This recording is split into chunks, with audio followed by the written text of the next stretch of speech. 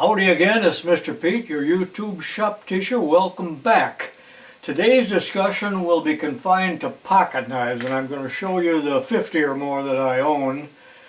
You know, I've carried a pocket knife ever since I was 10 years old, maybe even younger. Feel naked without it. I carried it all through school, never got caught, but I never did anything wrong with it. I am not dressed if I do not have my pocket knife and my wallet and my coins, comb, and a handkerchief. That's what I carry in my pocket, probably like a lot of you other old timers. So I'm just not comfortable without it.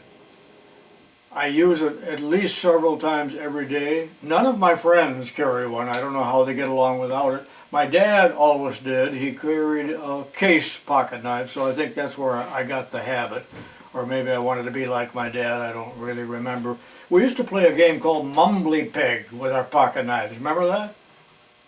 Kind of forgot the rules, but we did a lot of that. I suppose we got cut a few times, but never anything serious. So let's take a look at this whole box full of pocket knives that I've accumulated over the years.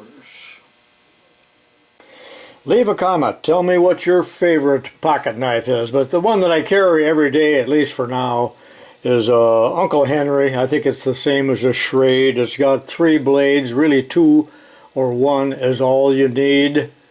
You can see that's pretty badly worn there or deteriorated. I've carried it for a long time. It's hard to find a good pocket knife that isn't made of stainless steel. Carbon steel to me is much better. Some of what I'm going to show you now is real junk. Now when I went to the Grand Ole Opry about 3 years ago, well, they had a metal detector. Empty your pockets. You know, I thought I was in communist China. And so I laid it down. She said, "You can't take that in there." She was kind of rude. "Take it back to your car." Well, the car is a mile away. So I went a little bit into the parking lot there, and they had nice landscaping. So I lifted up a rock, you know, a boulder, and I'm going to hide it there till after. So as I lifted it up to put my knife in there, there's already a knife. But it's quite rusted, so some other guy did that, and then he got drunk or something, forgot where it was on the way out. But so I decided that I need to start carrying, when I travel, a cheaper knife that I can afford to just throw away. I know I'm babbling. I went into the courthouse to renew my certificate one time, teaching certificate, and they checked my pockets, and then I said, "Well, let me just leave it here. I'm just going into an office, you know, to renew this. I'm not going into a courtroom and kill a judge." And with my penknife, no. And the guy was crabby. He was a punk. So I had to walk 8 blocks back to my car. So I'm still bitter about that. All right, let's get on with this. Takes me a long time to get over things. Have you noticed that? Well, not all of these were in my dresser drawer, but some of them were around the house. But I'm going to go through all of them, or most of them. Now, nobody needs this many pocket knives, I know that. But some of these are junk. Chinese junk. For instance, that one, you know, I don't know. Some of these are giveaways. You know, nobody would actually buy one of those. Do you remember barlow knives? They were a common knife. I don't think they were good knives. There's a couple of them here. I got some stories to tell you about these. Well, I'll run into another one here in a minute, but just probably a fairly good pocket knife to carry around. Perhaps I should talk about the Swiss Army knives, the Victorinox. I got a bunch of them, and I don't like a thick knife. Matter of fact, all of these multi-purpose are novelties, and they make one that's much thicker. Like, who would ever carry that? But that's a big lump in your pocket, and who needs all those extra blades? And these are pretty knives, and they're fairly expensive. You know, who needs a corkscrew, for crying out loud? Maybe you do in France. But I've found that these stainless steel blades, as nice as they look, just do not even begin to hold an edge. And they're very soft. I have attempted, you know, we shouldn't pry with a blade, but if you pry with one of these, you're going to bend it instead of break it. So I really like these, but I don't think too much about the quality of them. One of these I just bought recently at a garage sale for $1. I think those are all about the same. Genuine Victorinox. But I was on a big kick years ago when I was still teaching of carrying these real thin ones, and that one is metal. I had an engraver at school for a while, so I engraved my name on that. And eventually these will turn silver if you carry them long enough. But that's a nice one to carry in your pocket. I forgot that I had it. And there's another brand new one that I always bought things in multiples so I would have them. Look at that cheap case. There's a little bit thinner one that isn't too bad to carry. There's one that I did carry for many years. You can see that the logo is worn off. And there's the one with the bent tip. I don't know if it's going to show up. I tried to straighten it, but you know, I'm really questioning the quality. Now there's a advertising knife, but it is a Victorinox. I did just open it, and there's another one that I bought, so I would have it in stock, brand new, and they're really nice looking knives. So what do you think of these Swiss Army knives? They are the first and the finest, you know. Firm and fleet. That, oh boy, that's $6. That was a long time ago. Probably $10 now. Made in Switzerland. There's that other Barlow knife. Kind of rusty. Okay. Look at that.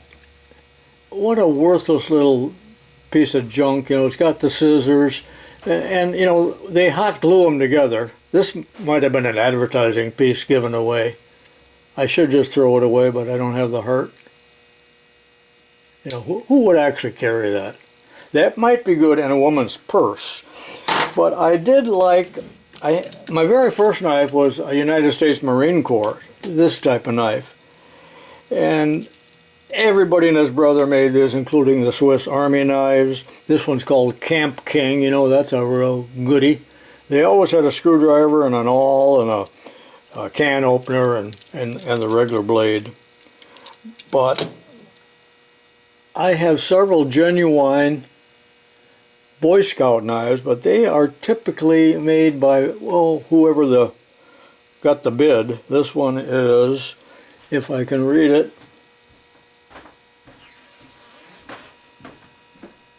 Imperial. That's an Imperial, which we know is an inexpensive knife. You can see it's discolored. Had that for quite a while. Here's another genuine Boy Scout knife. Still got the name on there, and this one was made by Camillus or Camillus. I think they made a lot of army knives too. Well, it depends on who got the contract, I suppose. And there's a giveaway. I'm not even going to bother to open that. Something like that's fairly good to have in the glove compartment of a car, so you got something handy. And well, I got more, I guess. There's another with a screwdriver. You know, none of this stuff is hardened. It's about useless. There's giveaway. This was from a tractor show. The bank gave away a bunch of things. Alright, that might... Oh, here's another one. Here's also Swiss. I like the ones with the metal, and this one is... Oh, that's Victorinox too. I thought I had a Wegner. I like the looks of that knife a lot better than these. But it is the same company with the cross. What do you think of my knives so far? There's another little Swiss Army knife I forgot to show you in black. In this box, in my dresser, there was something that caused corrosion. I have no idea what it was. But at that time, I pulled everything out and I cleaned a lot of them. But look at the corrosion there. That's a Craftsman, I think. Yeah, that's a Craftsman. None of these are very sharp.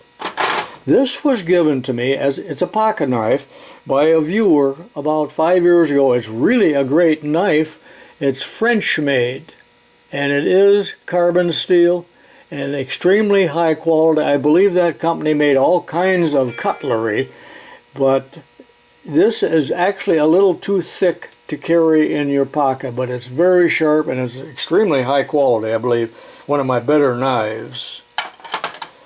Now, I told you my dad carried a case knife. There's a case that I used to carry quite a bit, little lock back. But when I go to Branson, there's a big store in Lebanon along the highway, whatever that highway is, and they advertise case knives. So I went in there and I wanted to buy myself a good $10 knife, but they're all those big, thick, collectible ones for $75 on up. They're not even made to carry. They're made to collect and put in a case, so I don't like that.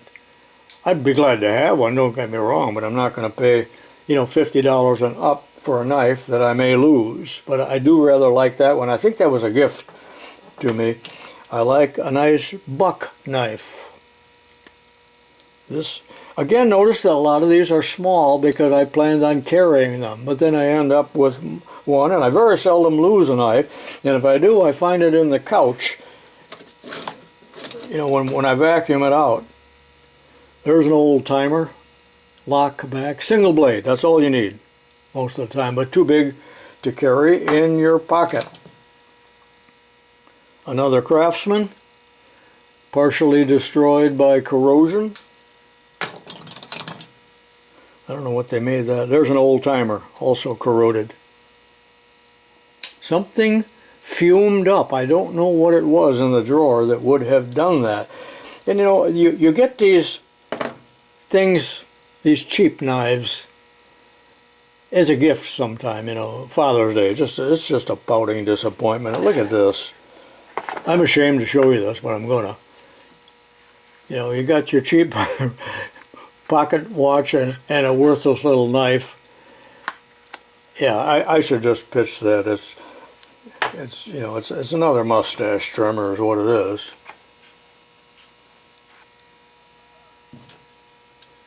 I had a nice Leatherman, and somebody stole it out of my car. So there you got your pocket knife, your screwdriver, pliers, and your mustache trimmer. What a piece of junk. Even the good Leathermans. Somebody just told in the comments that they got one of these for Father's Day or something, or birthday, and the guy said, the only thing that's good for is poking a hole in your pocket, and I think he's got that right. I went to a garage sale and somebody had a whole bunch of these laying there, still in the package, and we know these aren't very good knives, but they're only $1 a piece, so I bought it, never did take out of the package, and here's another one I bought, an old timer, for $16, back when Ace Hardware still had tags rather than UPC codes, so that's been around a while, and it's still in perfect condition. Is that the same as the one I'm carrying? No. Similar, though.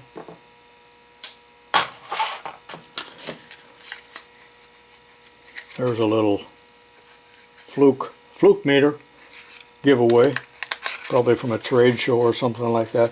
Oh, but when I was showing you that, I'll show you the mustache trimmer deal here, I was thinking that's no more valuable than my Floex watch.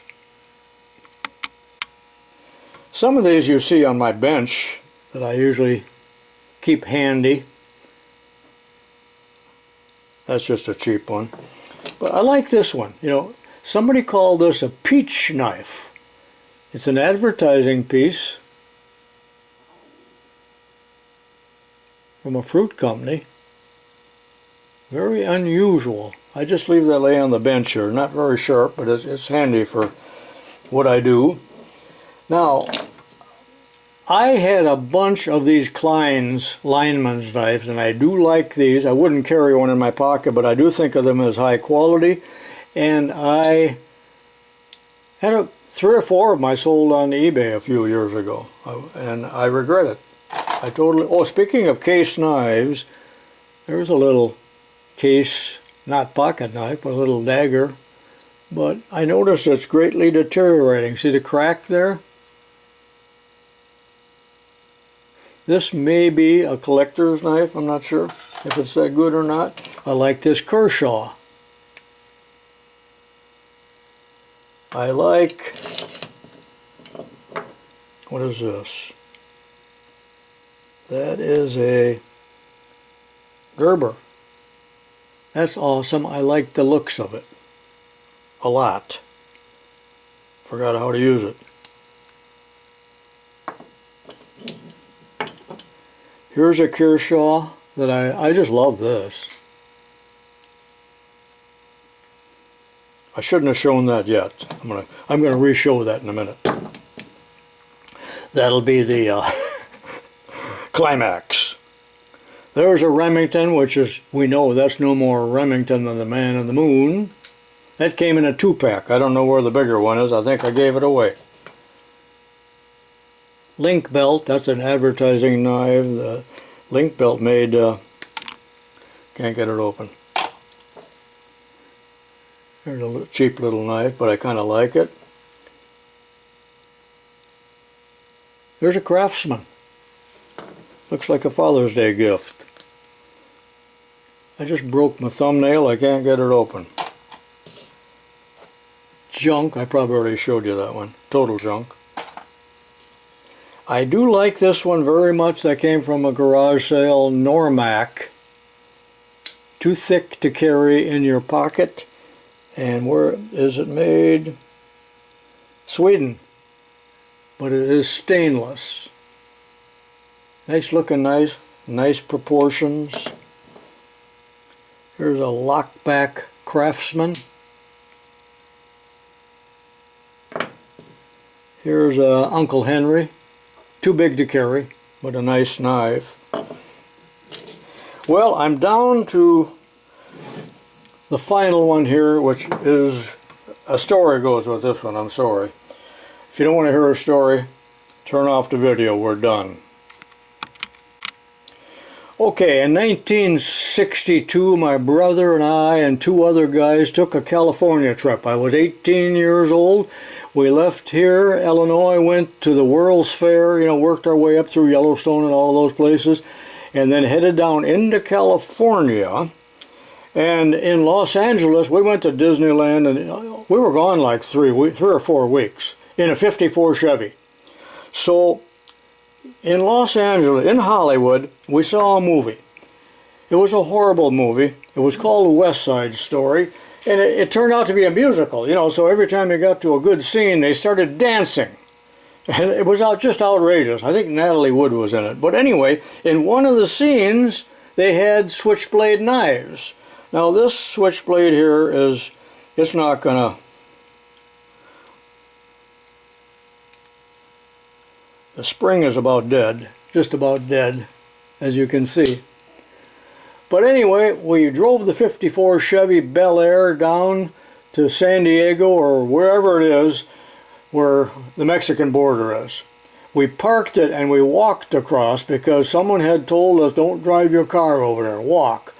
Well, we walked the streets of Tijuana, you know what it was like. Imagine what it was like in the '60s. And we went to a bullfight, by the way. Talk about gory.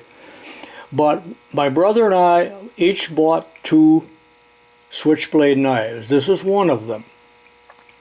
Why 2 each? Well, we were told you can buy as many as you want. And they didn't cost much. You know, these are $2 or $3 or whatever you could barter. So I bought 2 of them. Then we went to a drugstore. We knew we couldn't get them across the border. We're going to walk across the border. Now you're going to find out that I'm a crook, a smuggler. So we walk into the station there where the guards were, and he said, what do you got in your pocket? Oh, I got to finish. I got it back. Wait. So how do you close this thing? Guess it's right here. We went into a drugstore and we bought a roll of adhesive tape. Didn't have duct tape yet. And then we went into a bathroom and dropped our pants and we taped these onto the inside of our thighs, my brother and I. The other one went in our pocket. So now we're crossing the border and the guard said, what do you got in your pocket? He actually grabbed my pocket, you know. What is that? And I pulled it out. He said, oh, you can't take that across. You know, and he was, you're mean. They're all mean. So he took the knife and bent it into a horseshoe because it's junk. This is made in Italy. made in Italy. He bent it into a horseshoe and threw it into a 55-gallon metal drum that was half full of switchblades that were bent into horseshoes. And then